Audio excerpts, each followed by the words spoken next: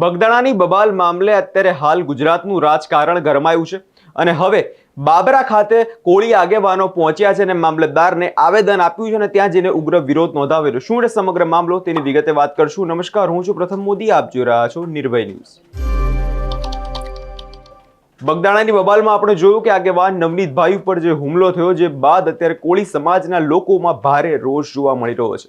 જેના કારણે અત્યારે ગુજરાતમાં સમગ્ર કોળી સમાજના લોકો ઉગ્ર વિરોધ નોંધાવી રહ્યા છે। અને આ બધાની વચ્ચે અત્યારે બાબરા ખાતે જે કોળી આગેવાનો ત્યાં પહોંચ્યા અને ત્યાં પહોંચી મામલતદાર કચેરીએ ઉગ્ર વિરોધ નોંધાવ્યો છે। સાંભળીએ ત્યાં જઈને તેમણે શું કહ્યું છે અને નજર કરીએ તે દ્રશ્યો પર।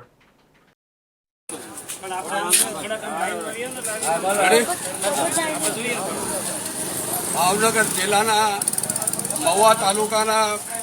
બગદાણા ગામે કોળી સમાજના એક અગ્રણી નવનીતભાઈ બાલદિયા ઉપર જે અસામાજિક તત્વોએ એક ગુરુ આશ્રમ બગદાણામાં ટ્રસ્ટી અને મેનેજિંગ ટ્રસ્ટી બાબતમાં માયાભાઈ આહિરે જે મુંબઈની અંદર ડાયરાની અંદર મેનેજિંગ ટ્રસ્ટી બાબતની વાત કરેલી, તે બાબતે શ્રી નવનીતભાઈ બાલદિયાએ માયાભાઈનું ધ્યાન દોર્યું કે આ આશ્રમની અંદર ટ્રસ્ટીઓ છે પણ મેનેજિંગ ટ્રસ્ટી નથી, તો તે બાબતમાં માયાભાઈએ સુધારો કરી અને વિડીયો મૂકેલ। એ વિડીયો નવનીતભાઈએ શેર કરેલ, જેના કારણે માયાભાઈ આહિરના દીકરા જયરાજનો ઈગો જળવાયેલ નહીં, જેના કારણે તેમને આ નવનીતભાઈને અગાઉ મોબાઈલ ઉપર વાતચીત કરી લોકેશન જાણેલ અને વાતચીત કરવા માટે તેમને જણાવેલ। એ પછી આ માયાભાઈ આહિરના દીકરાએ એક ષડયંત્ર રચી પોતાના ફાર્મ હાઉસની અંદર અસામાજિક તત્વોને ભેગા કરી અને નવનીતભાઈ ઉપર હુમલો કરવાનું કાવતરું રચેલ અને 2 કારની અંદર જઈ 8 જેટલા ઈસમોએ નવનીતભાઈના ઉપર હિંસક હુમલો કરી હથિયારોથી હાથ પગ ભાંગી નાખેલ અને નવનીતભાઈનો એક જીવલેણ હુમલો કે જે ખૂનની કોશિશ કરેલ હોય તેવો બનાવ બનેલ। જે પછી નવનીતભાઈ સારવાર દરમિયાન એક પોતાની ફરિયાદ જે પોલીસ પાસે લખાતા હોય ત્યારે પોલીસ પણ પોતાની ફરજનો ભાગ ભૂલી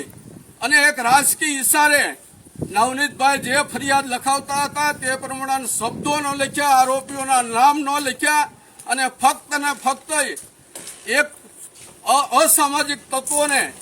પોતે એક મદદરૂપ પોલીસ બની હોય તેવું લાગેલ। આ પછી સમસ્ત કોળી ઠાકોર સમાજના આગેવાનો આ નવનીતભાઈની મુલાકાત લીધેલ, તેમની વેદના સાંભળેલ, બનાવની હકીકત જાણેલ, ત્યારે નવનીતભાઈને અન્યાય થયેલ હોય તેવું લાગેલ અને એફઆઈઆર પોલીસે બરાબર ન લીધેલ, જેના કારણે આપણા સામાજિક અને રાજકીય જે પ્રતિનિધિઓ છે, જે સરકારમાં બેઠેલા મંત્રીશ્રીઓ છે, ધારાસભ્યો છે, જુદા જુદા સંગઠનના હોદ્દેદારો છે, આ બધાએ નવનીતભાઈને સહાય કરવા માટે અને થયેલ અન્યાય સામે લડવા માટેનું નક્કી કરેલ। ત્યારે સરકાર કોળી સમાજનો અવાજ સાંભળી અને તાત્કાલિક જે તે વખતના ભૂલ કરનાર ત્યાંના પીઆઈની તાત્કાલિક બદલી કરી અને કલમનો ઉમેરો જે 109 બીએનએસની કલમ નવી છે તે ઉમેરવામાં આવી, એ ઉપરાંત રાયોટિંગની કલમ લગાડવામાં આવી અને જે અન્ય કલમો લાગતી હોય તે કલમો લગાડવામાં આવેલ। આ પછી પણ આ બનાવની અંદર માયાભાઈનો આહિરનો સુપુત્ર જે જયરાજ આ ગુનામાં